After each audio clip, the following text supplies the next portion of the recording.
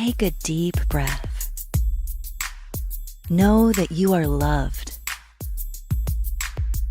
Take a deep breath. Know that you are loved. Breathe. You've arrived at the Evolving Lover podcast. This transmission is brought to you by the Online University of Love and Sexuality. We would love you to receive all of our podcasts and videos at www.uls.online. Now, here is your host, the funny, thoughtful, and loving Steve Burford. Enjoy.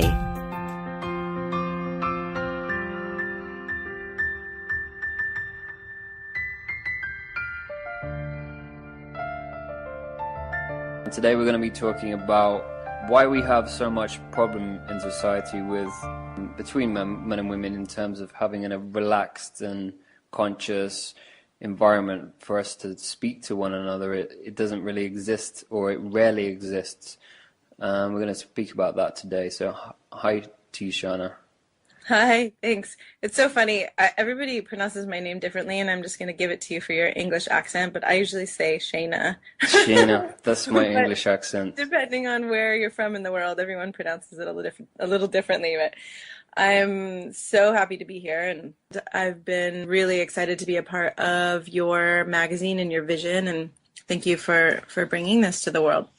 Thank you for being part of it. It's been a pleasure. And if we start today by talking about perhaps what we both think of the situation between men and women, why has society got us to a place where it's not very relaxing to go and speak to the opposite sex or start a conversation? What do you think's going on, or what's the situation in your mind? I think there are a couple different things. I mean, many different things, but one of the things that really strikes me most about men and women, and this is from a decade of leading workshops for women and for men, and working with thousands of men and women, and it's really interesting to me because often I hear from the men, God, are we the only ones doing our work? Or why are women bitchy and cold? And then I hear from the women, God, it seems like men aren't doing the work, and why are they so distant and, whatever. And so really, and I get to be a bridge. I get to stand up for the men with the women and stand up for the women with the men. And because I really get to see the vulnerability of everyone. And so what I see happening out in the world is that we forget what I call shared humanity. We forget that we're all human.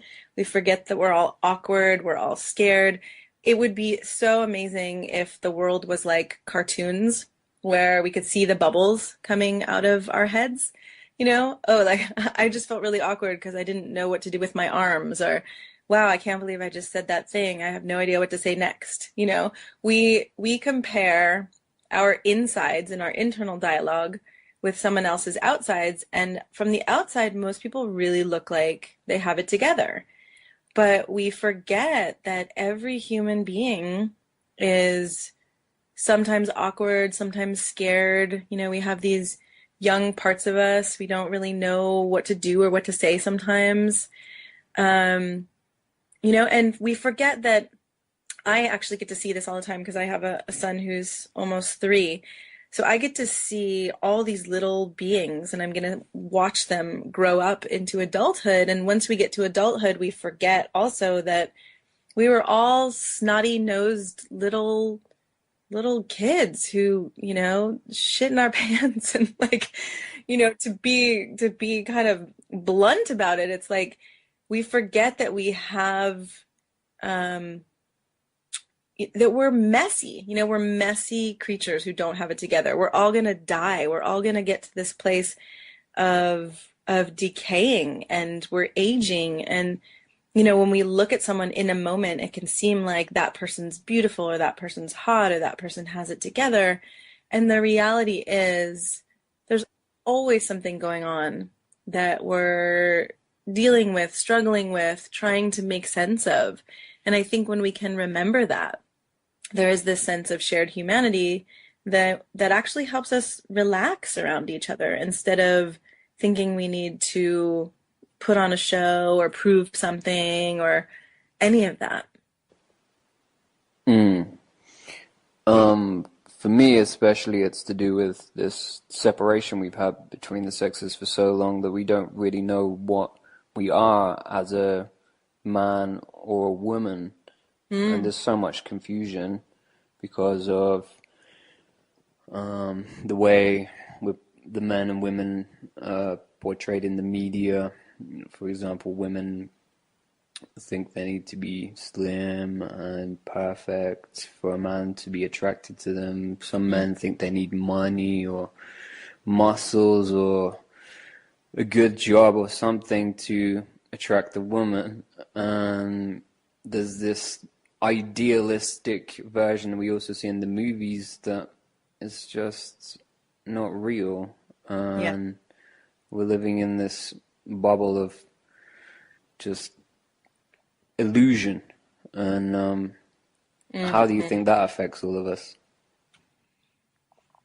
I think that's a really powerful realization, that we are living in this illusion. I mean, for me, relationship is a spiritual practice, or relating, connecting, communication, all of that to me feels like a spiritual practice because there is so much illusion and so much fantasy, and in the media, we see a 2 hour clip, right? If we're watching a movie of years of a person's life, we don't see all of those dull, boring, I have to deal with life moments usually. Um, and I think that does paint a picture that life should be a certain way. It should be bright and happy and we should have it all together. So I agree. I think there is a lot of illusion and a lot of fantasy.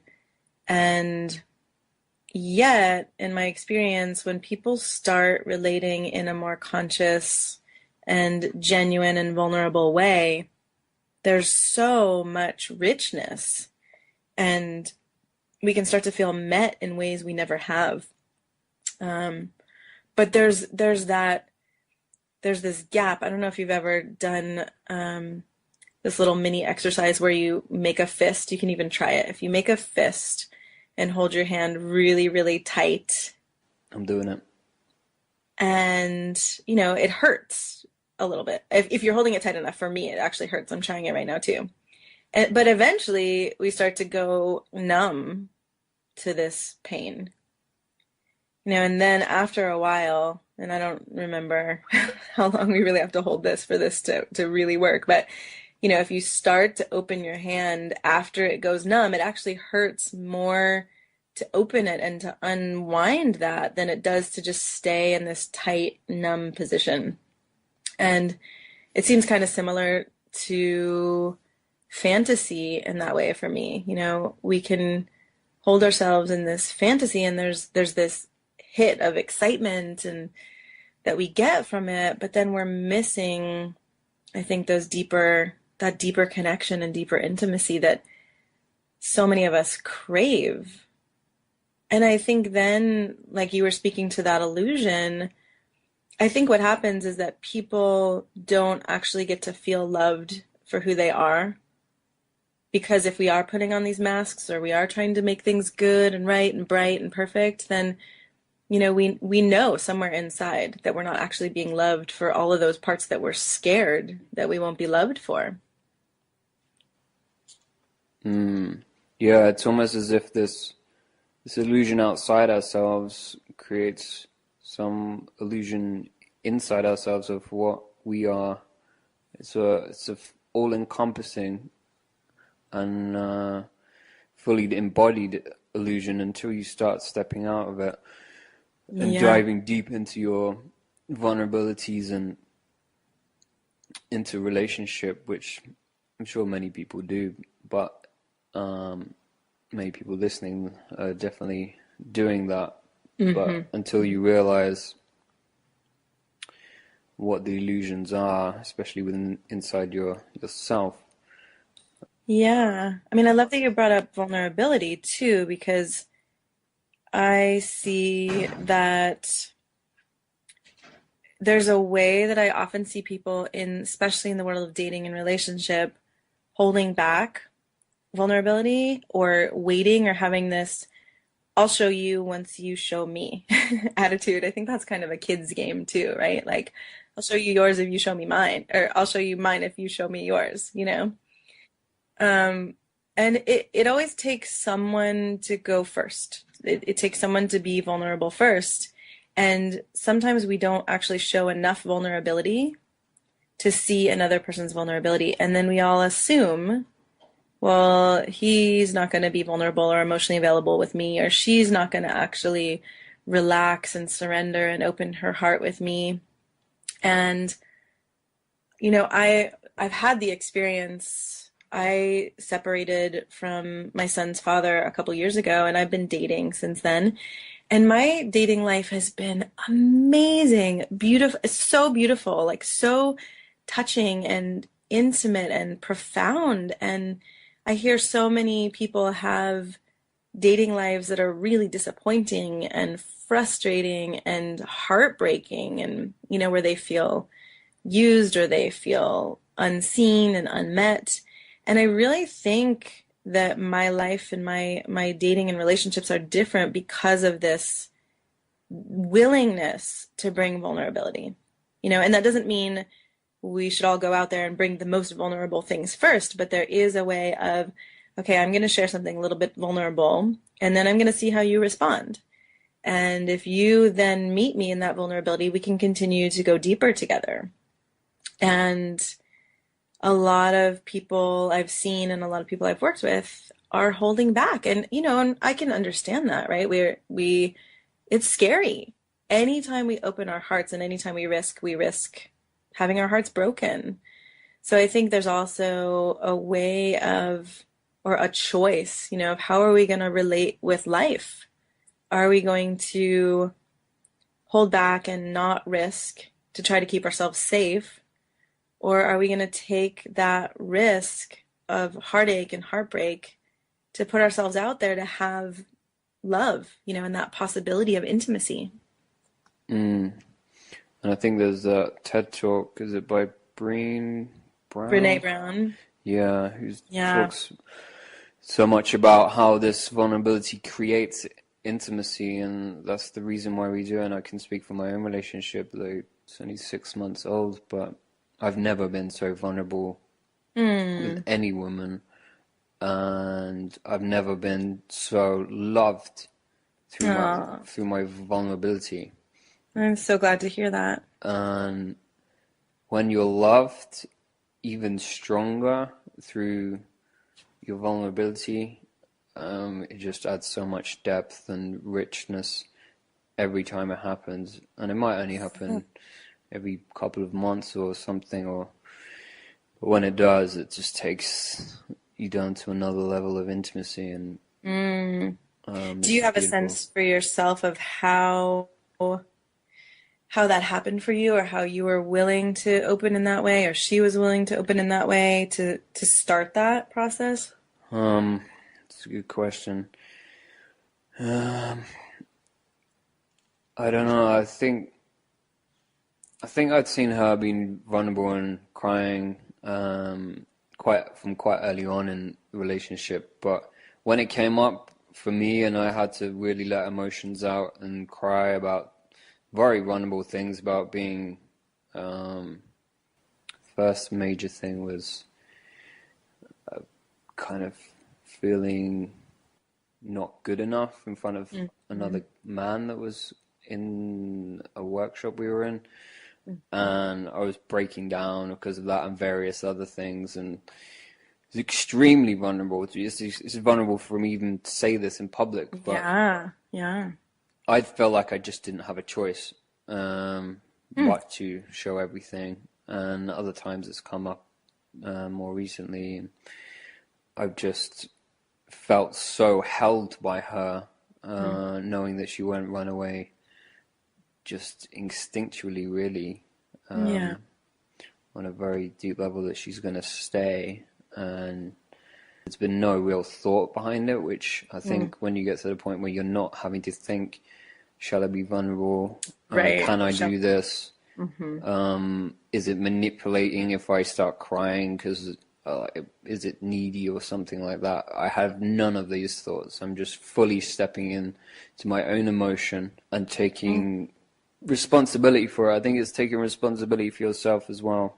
So amazing. I would love to, talk about this for hours and hours because so many things you said really struck me. I mean, how you got to that point of feeling like there really was no choice and the the experience, I think also this speaks to what we're talking about of where men and women, um, I think it can be hard for us to hold each other's vulnerability and weakness or, the places we are messy or don't have it together and and still see the amazingness in each other, and I've seen this in my own relationships and other couples who I've coached and it can be really hard and I think with women what I've seen is, and Brene Brown also talks about this, is that we say we want men who are vulnerable and this is a generalization and I don't like making generalizations, so I'll just say some women say we want men who are vulnerable,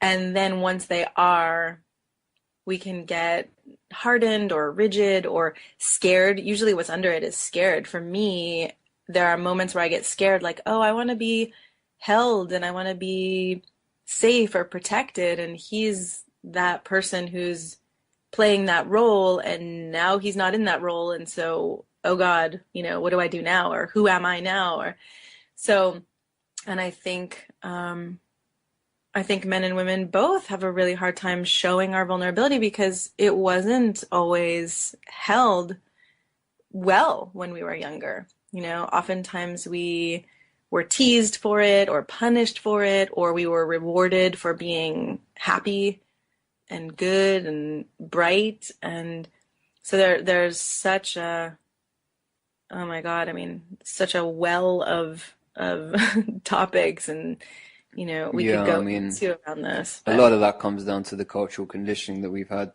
yeah. for what a male is expected to be in a female, and it varies in different cultures. You go to Russia or somewhere in the Eastern Bloc, and you see a man. You would never see a man crying. You would never hear about a man crying in a relationship, from what I know. This transmission is brought to you by the Online University of Love and Sexuality. We would love you to receive all of our podcasts and videos at www.uls.online.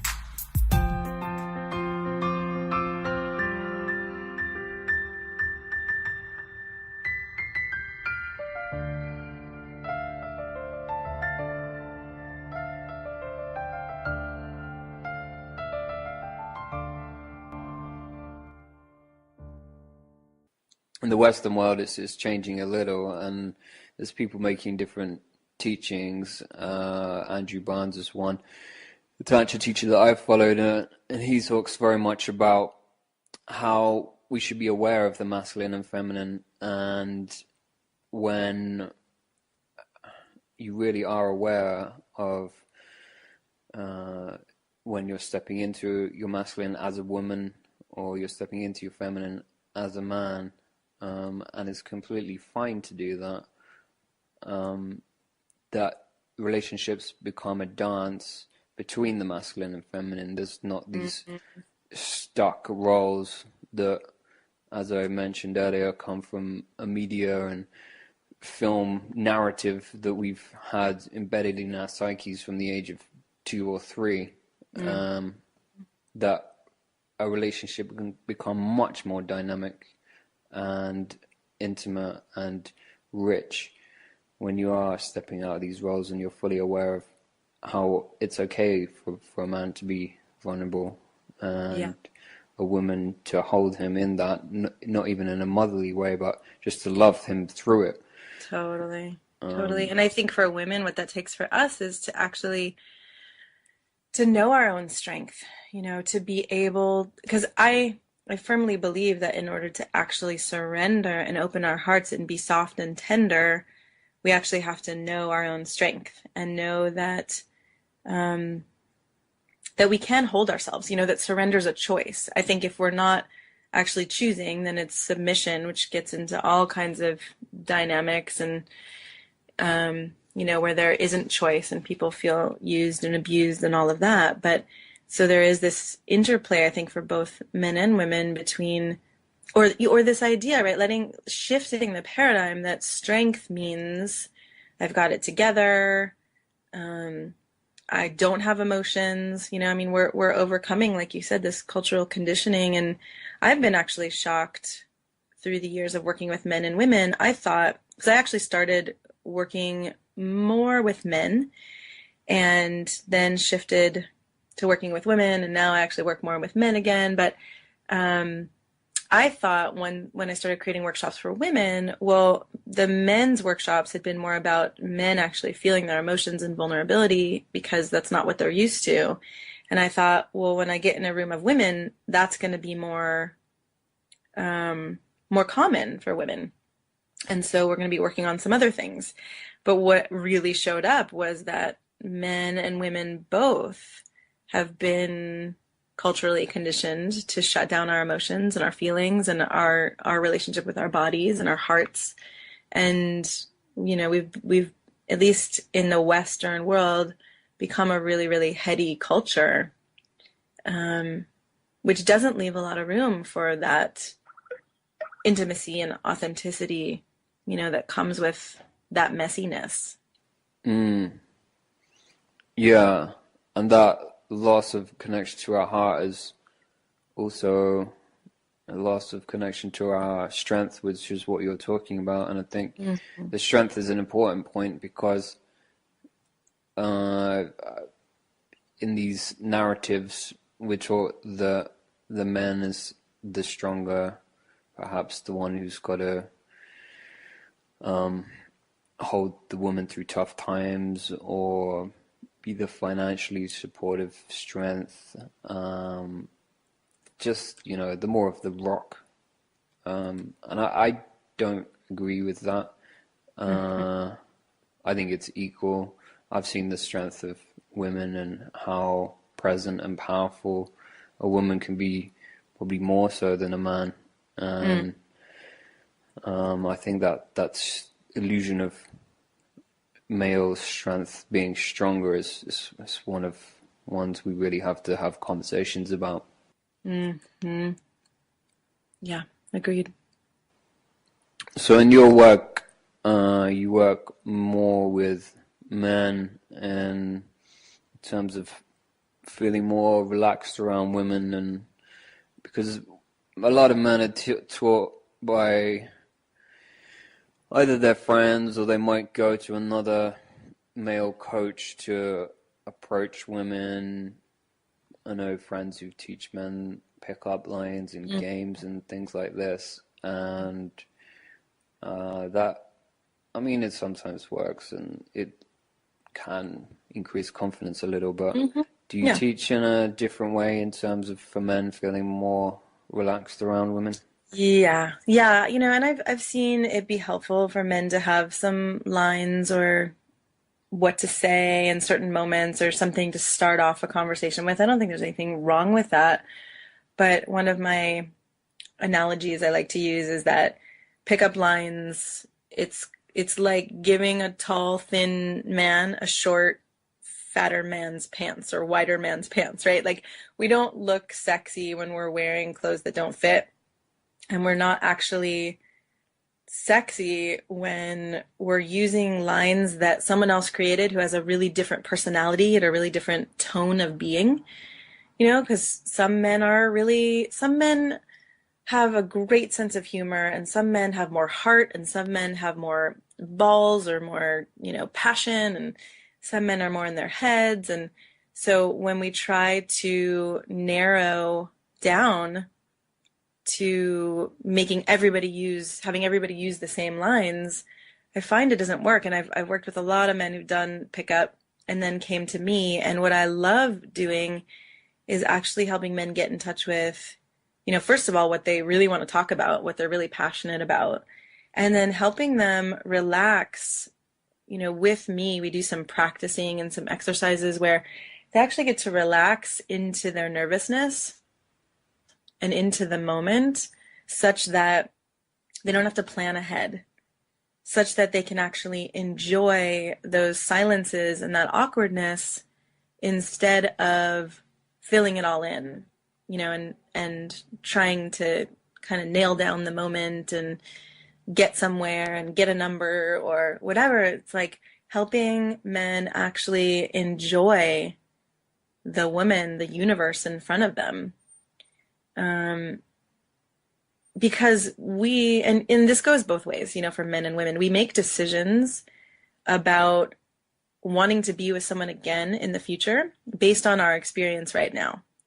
And so if I'm having a really good experience, if I'm having fun, or if something's deepening in my heart, or if I'm learning something new about myself that I didn't even realize before because there's this other person around, I'm going to want to spend more time with that person. I'm going to be intrigued and have this desire for more. Whereas if I feel someone pushing me or, trying to make something happen, or unable to relax into the silence and the moment, feeling really uptight and awkward, then I'm going to think, well, moving forward, it's going to be more of this. Now that may be an assumption, that because people do tend to relax the more we spend time with them.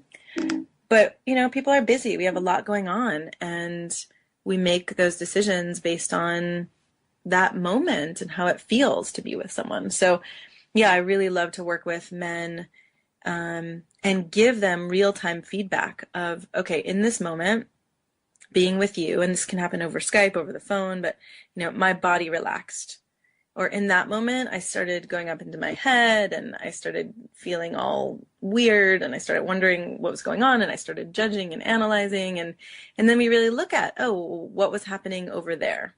What were you doing? How relaxed were you? Because we are like tuning forks for each other. And so the more relaxed we can be, the more in our hearts we can be, the more in our bodies we can be, the more that naturally is evoked in the person we're connecting with. Mm. And I know in your work you talk a bit about something you call authentic magnetism. Is that what you're talking about here? I know you say you have some 10 fundamentals about this. Could you talk a bit about that? Yeah, I can talk a little bit about it. It definitely, takes more time to go into all of it, but basically the idea for men, and I also have these principles for women around what it is to be feminine in a really healthy way. And I think we all have masculine and feminine, but, in the realm of attraction, it tends to be that men getting in touch with their masculine and women getting in touch with their feminine, at least at first, tends to be where the spark ignites and the attraction happens, where women actually focus on relaxing, being in our own pleasure, enjoying ourselves, and men tend to focus on a little bit more clarity and presence and centeredness, groundedness. That tends to be where, if we're in heterosexual relationships, that tends to be where most people spark ignites. Now, some people have more of an even masculine feminine. Some people actually switch. They're a man, but they really like to be more in the feminine or more surrendered. So we could go into all that another time. But the principles really of authentic magnetism for men and irresistibility is really what I work with a lot of women, are centered around not having to twist yourself into something you think the opposite gender or, the person you're attracted to wants. So instead of following rules, actually learning what it is to be real, which is a whole, we could go into that for, hours and hours, because we can talk about being real. And say, I've heard a lot of women actually say, well, I was real and I was honest and it didn't work. And it depends when we're real, we can be coming from a wounded or angry or, bitter place, and we're speaking our truth, right? We're being real, but that's not necessarily going to be attractive to someone. So, and then when I think about authentic magnetism, it's a similar thing. Like, how do we actually, for men especially, and I think one of the things I love about being a woman and working with men is that I get to be an ally. I get to be a woman who says, I want you to have what you want, no matter how tender it is, or how kinky it is, or how strange it is, how anything it is, right? I am a support for you discovering what's really true for you and what you really want. So part of authentic magnetism also is actually getting clear and having the space and the permission and the support for men to actually look at what would really make me happy. Because there's so much, like we've been talking about, there's so much cultural conditioning. There's so many women who've raised men to be nice, which I love. I have so much respect for men who want to be kind and want to be nice and want to take care of women. Like, beautiful. Thank you so much for embodying that part of yourself. And then so many men come to me and feel frustrated and confused because, or scared, scared to be powerful and scared to be that more animal part of themselves. And so there's work to do there, or even play. We get to play with, okay, how can we free these parts of yourself that have been constrained and held back? Sounds amazing. Where can people find a bit more about your work and what you're up to? Yeah, so for men, you can go to themanshewants.com, themanshewants.com/stop awkward. So stop awkward, and awkward is AWKWARD. And just to say, the concept behind the man she wants is that, you can be the man she wants, and actually the man she wants is you're already the man she wants. Sometimes there are ways we forget. Sometimes there are ways, we lose sight of ourselves, but it's not that you have to become someone else to be the man a woman wants.